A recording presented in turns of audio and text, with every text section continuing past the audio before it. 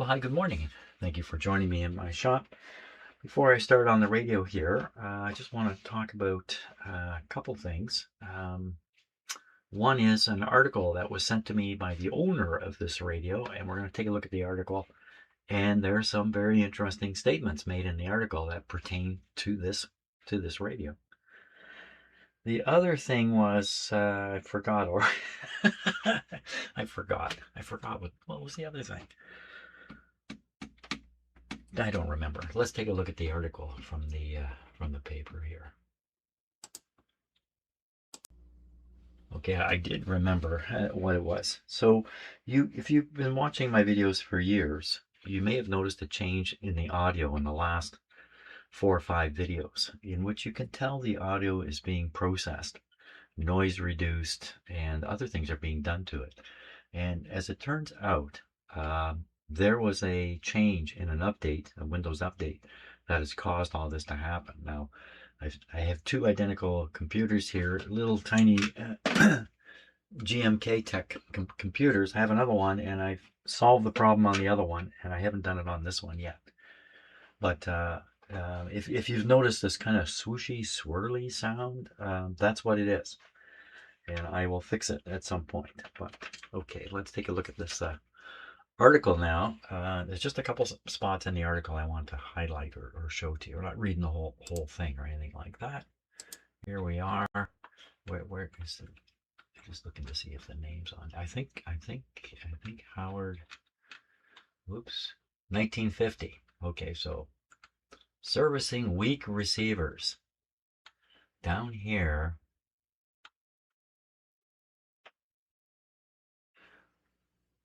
With DC power lines. Now, you might think DC power lines, but there were power lines with DC on it.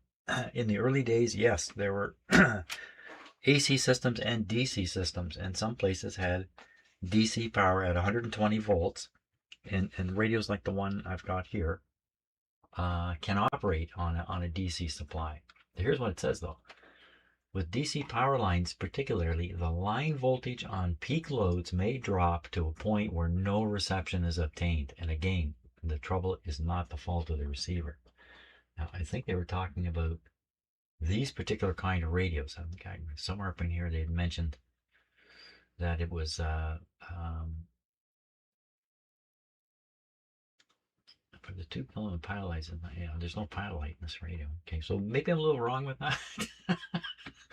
But in any case, what I thought was, these kinds of radios that are fed, where the filaments are fed from the B plus, are very sensitive to supply voltage, and maybe that's still true. And I thought that's what this was saying, but maybe not. Let's see if I blew anything else here. So there's another section in here which was interesting. Curing oscillation.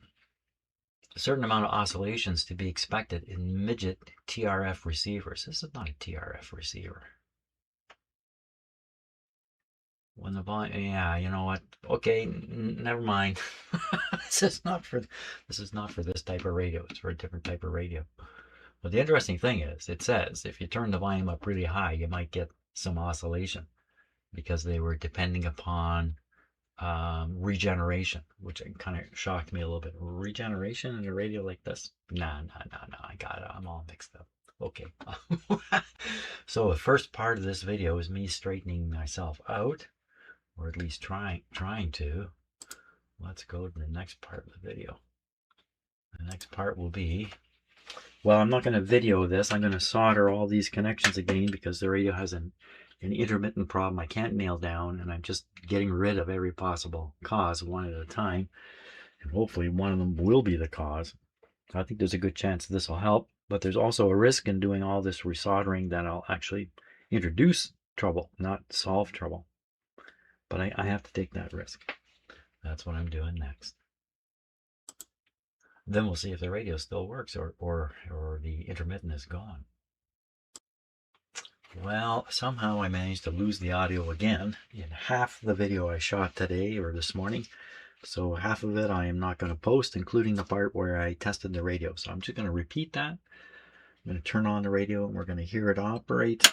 I did all the resoldering across here. A lot of the solder connections bubbled up, a lot of bubbling going on, which is probably due to moisture that's been absorbed by the material here, which I believe is phenolic, I think is the word for it.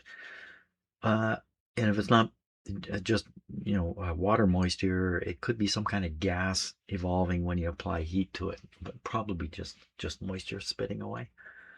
Okay, so let's try it out here. Okay, here we go.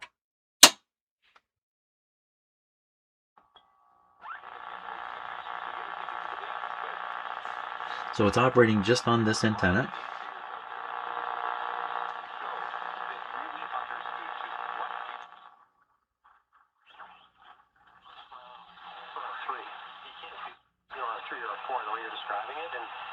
So it's working. And it seems to be reliable. So I'll bet you there was a problem up in this area, even though I resoldered the whole thing.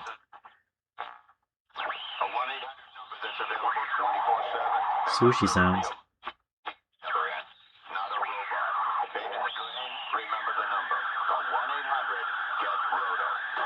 Remember the number.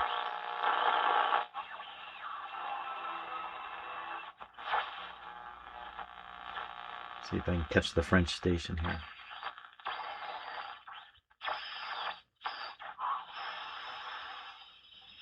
Should be right around here.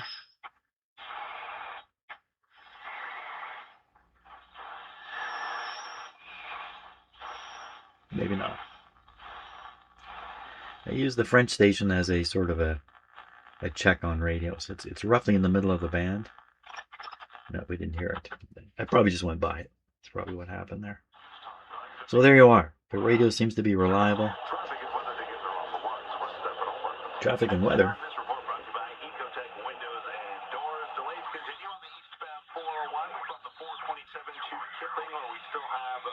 The highway called 401 in Toronto is the busiest highway in North America. What happened? What happened? What just happened? Come on.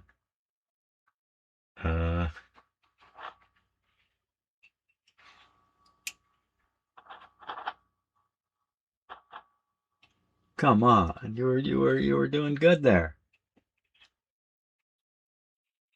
Oh my gosh.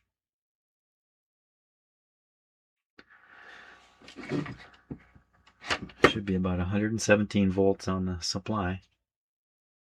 Oh my gosh, I was so excited there, and then how does that come and go like that?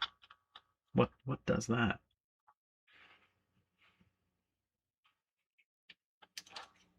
Some of these tubes are getting pushed around a bit. Aha. Aha.